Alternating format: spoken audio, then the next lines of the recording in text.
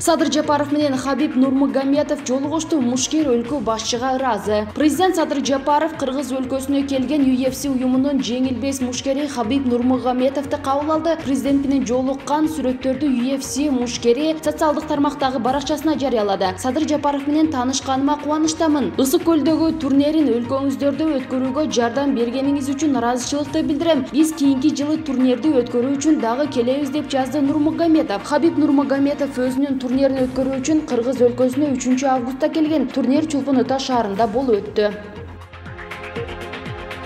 2 жашар уулун 5-кабаттан ыргытып бейишке жөнөткөн. Кече кечинде 2 жаштагы уулун 5-кабаттан ыргытып жиберген кылмышкер кармалды. Бул тууралуу 24 басылмасы жазып чыкты. Маалыматка ылайык, кылмыш жасаган көп кабаттуу үйдүн кире беришинде жакын жерде кармалган. Кармоо учурунда милицияга эч кандай каршылык көрсөткөн эмес. Ал эми ага чейин милициядан качууга аракеттенген. Баласын ыргытып ийгенинин себеби ал уулу ооруп, кыйналып жүргөндөн ага жардам берүүгө аракет кылганын айтууда. Баласынын кыйналуусуна чыдай албай аны бейишке жөнөткөнүн билдирген. Азыр ал суракка алынып жатат.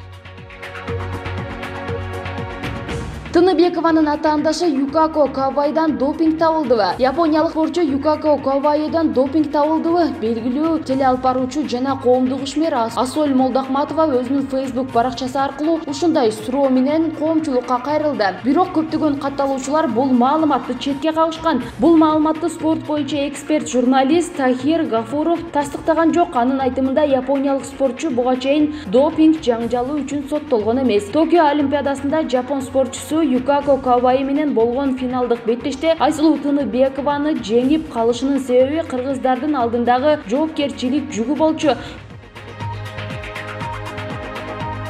Олимпиада Акжол Махмудов, Айсулуу Тыныбекова, Мээрим Жуманазарова канча сыйакы алат? Бүгүн Токиодо өтүп жаткан жайкы Олимпиада оюндарынын 14-күнүндөгү спорттук иш-чаралар орун алууда. Олимпиада башталгандан бери Кыргыз өлкөсүнөн барган 16 спортчунун ичинен 14 спортчу күчүн сынап, алардын 3-өө байгелүү орундарга жетишти. Тагыраагы грек-рим күрөшү боюнча Акжол Махмудов жана эркин күрөш боюнча Айсулуу Тыныбекова күмүш байгени багындырса, Мээрим Жуманазарова коло медальды камсады. Олимпиада алдындагы министрлер кабинетинин төрагасы Улукбек Мариповдун убадасына ылайык ээ болгон спортчуларыбызга Тагыраагы Акжол Махмудов менен Айсулуу Тыныбековага мамлекет тарабынан 7,5 миллион сомдон сыйлык тапшырылат. Ал эми өлкөгө коло медаль алып келген балбан кызыбыз Мээрим Жуманазаровага 5 миллион сом сыйлык алат. Ошондой эле кыргыз курама командасынын башкы жана улук машыктыруучулары, спортчунун жеке жана биринчи машыктыруучулары Япониядагы биздин команданын дареги жана массажисти акчалай сыйлыктарга ээ болушат.